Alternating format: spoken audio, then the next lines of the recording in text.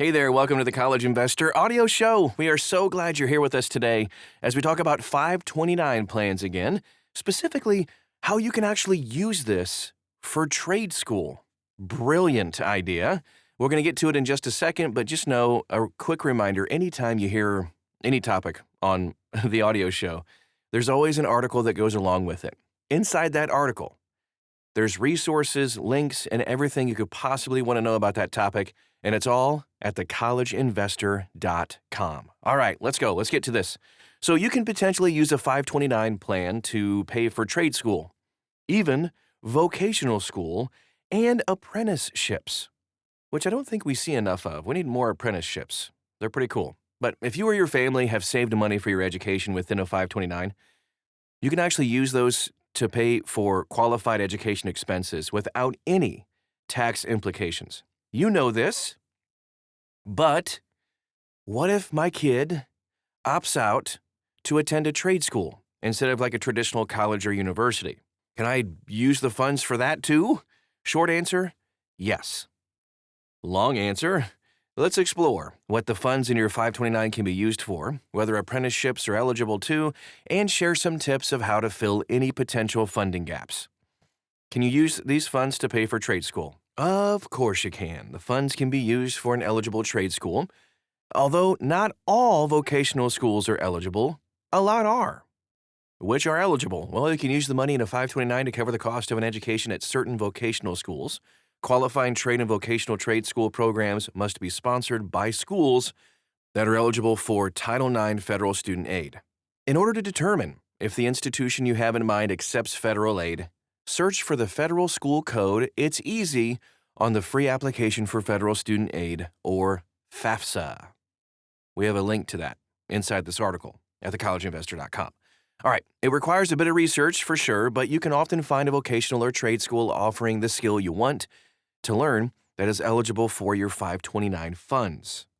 Quick example, in Ohio, the Ohio Department of Higher Education operates 50 career centers across the state that are eligible for 529 fund use. And they are wonderful schools. Being I'm from Ohio, I'm a little bit biased, but still, they're the best. All right, I'll just leave it at that. Now, we move on to this question. It's a good one. What about apprenticeships? An apprenticeship is often a viable alternative to a traditional trade school or vocational school path. Generally, an apprenticeship is a long-term, paid working program that includes both on-the-job training and classroom instruction. They are amazing. Shouldn't higher education just be a big apprenticeship, right? In some cases, you can use your funds for apprenticeship programs, but the apprenticeship must be registered and certified with the Secretary of Labor to qualify for this.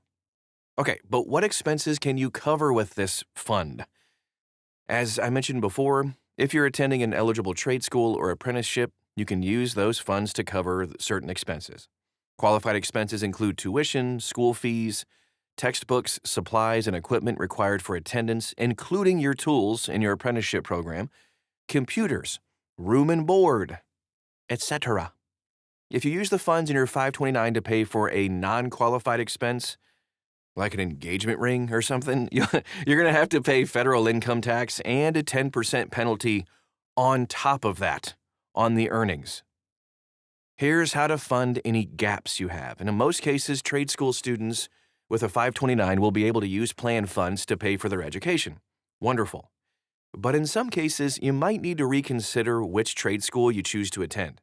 Depending on your situation, your account may or may not have enough funds to cover all your costs. If you can't pay for all of your trade school expenses using 529 funds, you're going to need to come up with some other ways to do that and pay for the rest of it. So here are some of the best ways to do that. Scholarships, of course. When you win a scholarship, it's free money. You can use the money for school, and you're not going to have to pay it back. It is not a loan. This is the best way to go. Try to apply for at least 50 scholarships. I'm not kidding. You have to be able to land this free money for your school. You can use our guide of scholarships by state to help you find scholarships to apply for. Grants. Grants are another type of financial award that you don't have to pay for and pay back.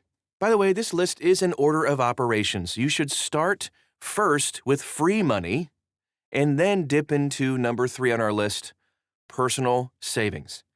If you've worked through or during high school, or have some funds tucked away from holiday presents, thanks, Grandma. Consider tapping into those funds to cover your educational costs. Number 4, get a summer job or a part-time job. It's usually possible to work while you attend school. A lot of people do it. It's wonderful. Even if you can't work and attend class at the same time, it's often possible to work a summer job to build up funds to cover your next semester. I did that every summer.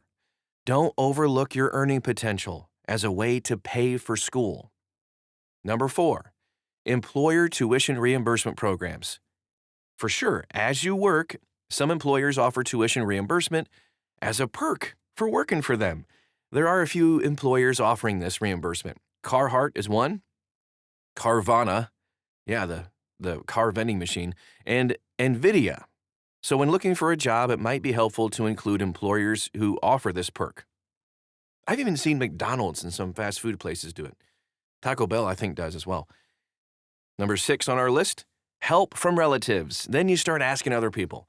If you have relatives who want to help you pay for school, go ahead and ask them. Kindly. They can be a welcome source of funds. And then number 7, this is last for a reason. This is the last resort. This is the last thing you should think about when it comes to paying for college. I know, it's often the first on everybody's list. Loans. It is possible to pay for school with student loans. Okay? It's possible. We shouldn't go there first, though. Since you're going to have to repay the loans with interest, this should be treated as your absolute last resort. I know I said that like 50 times, but get that in your head now, and you're going to be better off in the future. When it comes to paying for any type of school, get creative with it. Have some fun with it, actually. Generally, it's a good idea to limit the amount of student loans you take on. Not generally, always. Limit the amount of student loans you take on. After graduation, you're going to be grateful you did everything you could to avoid taking out any more loans than was absolutely necessary for you to take out. I promise you, less is more. The bottom line? Yep, it's possible to use a 529 to fund your trade school or apprenticeship. Although there are limitations, of course, on which vocational schools are eligible for this, many of them are. Just do some research. Takes, 15, 20 minutes or so before signing up for classes to ensure that you're actually going to be able to use the funding source you had in mind to pay for the school without any penalties at all.